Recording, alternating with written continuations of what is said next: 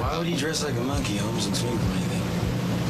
I don't know. Don't be a dick. I'm sorry, they just kind of sprung it in.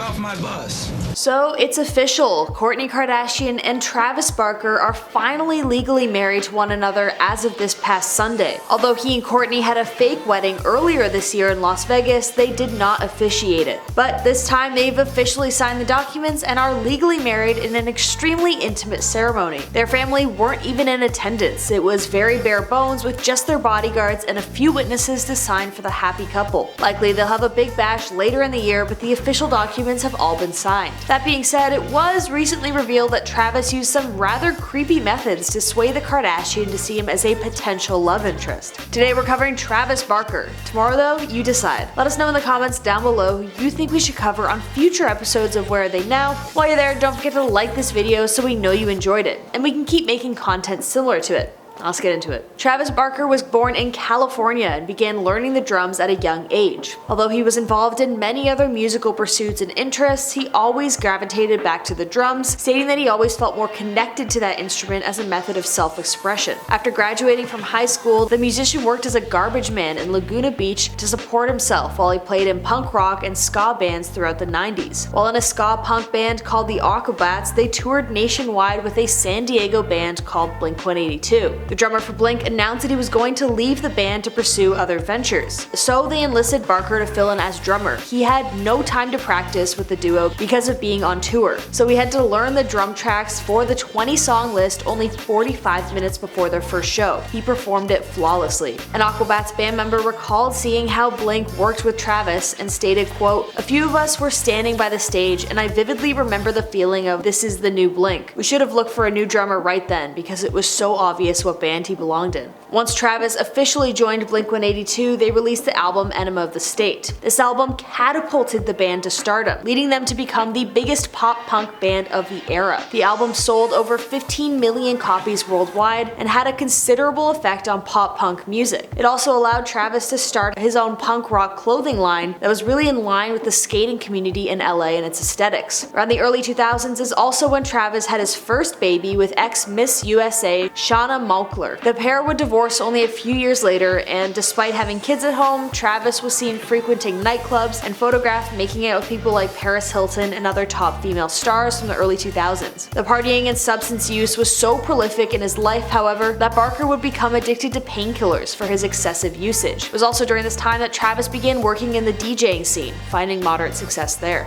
In 2008, during a tour for his solo DJ act, Travis took a private plane to South Carolina. The trip was seen as a special occasion because they've never been on a private plane before. Travis even invited his ex-wife with him, but she declined because she, quote, had a weird feeling about leaving their children. Interestingly, Travis is known for his fear of flying, only doing so when absolutely necessary. Despite this, he still embarked with excitement for the private jet. Just before midnight, the plane was taking off when the passengers heard a loud bang and sparks started flying from the plane. The plane lost control and hurtled through the airport's fence, across a highway, and crashed into an embankment. The only survivors of the plane were Travis and another DJ who suffered serious burns. They were transported to a hospital under critical condition. Travis's personal assistant, bodyguard, and the two pilots all passed in the crash. Less than a year later, the other survivor, the DJ, would tragically pass from a substance overdose. Barker spent over 11 weeks in hospitals and burn centers, recovering from his injuries. He had to have 16 surgeries and numerous skin grafts. The pain got so bad that he begged for his friends and doctors to end his life. He also developed severe PTSD from the crash, made worse by the fact that he had convinced his bodyguard to join him, who initially did not want to go. The accident led to a Blink reunion tour, and Travis decided to free himself from his addictions, going clean and finding a passion for fitness. Barker has also not flown since the incident, instead choosing to travel by himself on a bus or taking a boat when touring in Europe. Currently though, Travis has tons of projects on the go and remains extremely active in the scene. In 2020, Barker signed his first musician to his new label and worked on a collab project with rapper Machine Gun Kelly. The two are super close and consider each other best friends.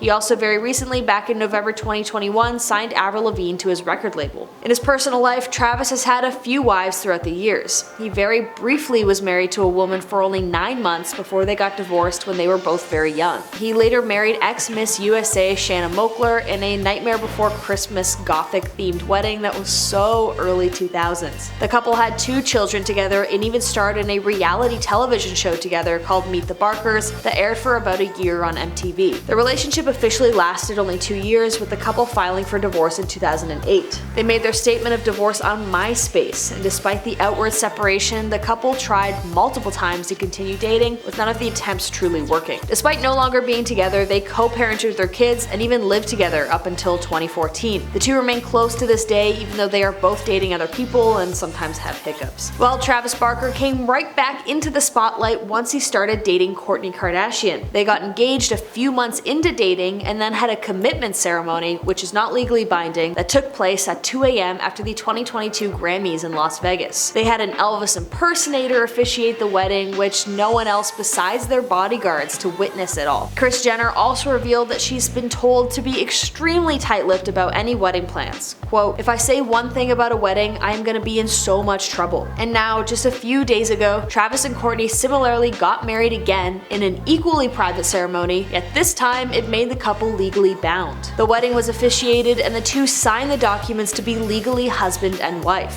They legally got married in Santa Barbara with a few close friends and family members in attendance. Quote, "They had to legally get married first ahead of their big Italian wedding, which is happening very soon. All the details are set and the whole family, including all the kids, are very excited." So I guess this must be 2 out of 3 weddings for the couple, with the third one being the big lavish one everyone expects from a Kardashian. Although the source stated that the wedding will be happening very soon, we haven't been given an official date and likely won't be to minimize the press on the big day. But on the latest episode of Keeping Up with the Kardashians, more has been revealed about Kourtney and Travis's passionate whirlwind romance. They couldn't keep their hands off of each other during Kris Jenner's birthday party, despite Scott being 1 room away. During the episode, Kris told her eldest daughter that Travis revealed that the reason he moved to Calabasas because he knew Kourtney lives there, even though they weren't dating at the time. He claimed that he was in love with her and wanted to be close. Kourtney reacted positively and found the confession sweet, thinking that it was more evidence that they were destined to be together. Unfortunately, tons of fans of the Kardashians didn't think the same, instead labeling the confession as a major red flag. One Reddit user stated, quote, "I don't think she sees his red flags at all, especially since everyone around her is agreeing that he's amazing." Others similarly pointed out that Kourtney seems to be ignoring a lot of warning signs. Some people reference the stalker television series You and compare Travis to the man who obsessively stalks women. However, a few fans questioned if this was actually true or if it was just something Travis said as a joke or to sound cute. That being said though, while several fans are very concerned, Kourtney and Travis don't seem to care. The two continue to make appearances together at award shows and the Met Gala. They also constantly post lovey Instagram photos of each other. Thank you for watching this episode of Where Are They Now? Be sure to subscribe to this channel if you want to stay notified when we post our next video. I've been your host Sierra, see you guys next time.